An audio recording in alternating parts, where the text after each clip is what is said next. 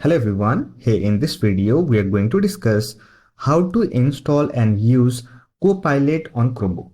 So with that being said, let's get started.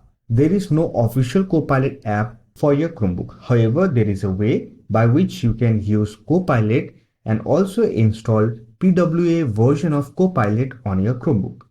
For that, simply open Chrome browser and visit copilot.microsoft.com.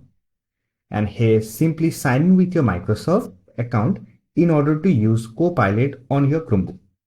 However, if you want to install it as a PWA, then you can easily do so. For that, simply click on three-dot icon, then click on Cast, Save and Share. Here you will find an option to install the web page into an app. Simply click on it, then name your application. Let me name it as Copilot, then click on Install. This will install PWA version of Copilot. Now to use it, simply log in with your Microsoft account. Also, you can pin this shortcut to your Chromebook self. For that, right click on it, then click on Pin. Now you can easily access Copilot using this shortcut. You will also get this shortcut in your app launcher.